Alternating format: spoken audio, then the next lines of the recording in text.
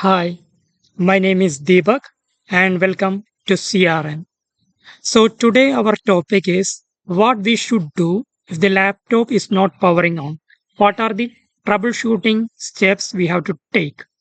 So the first and foremost is that for any electronic device to work we need power. So we have to check the right power is coming into our laptop, so check the power cables as well as the power point is functioning well. You can try to replace the power wire with another one and even the power plug with another one to troubleshoot whether the issue is because of these two things.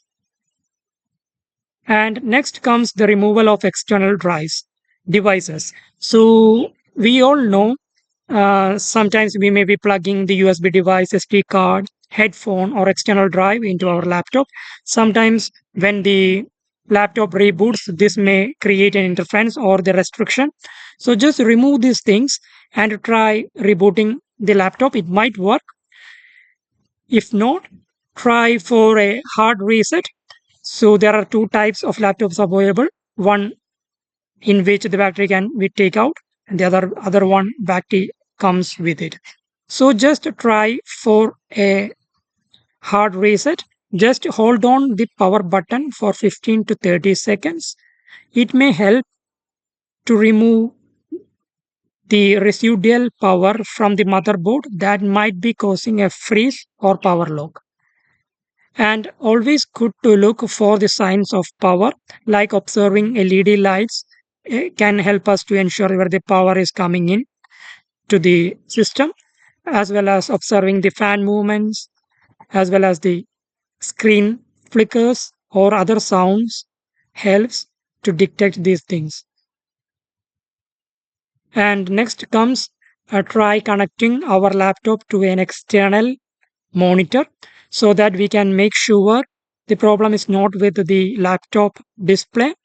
So if you are connecting your laptop with an external monitor using an HDMI cable and you can see the display on the external screen, you can make sure the problem is with the laptop display, so you can replace the display.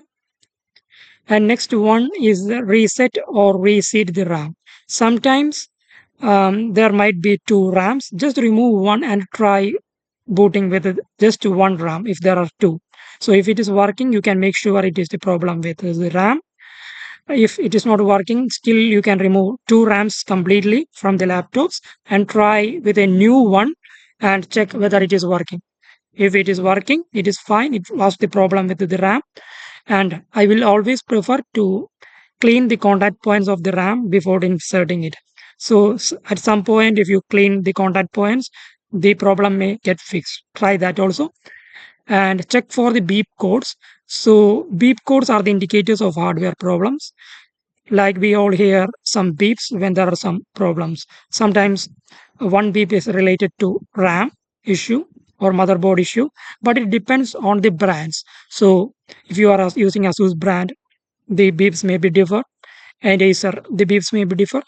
So just go to the Google and have a search and find that which laptop brand you are using and which beeps are associated with the laptop, and it will help you to troubleshoot the problem quickly.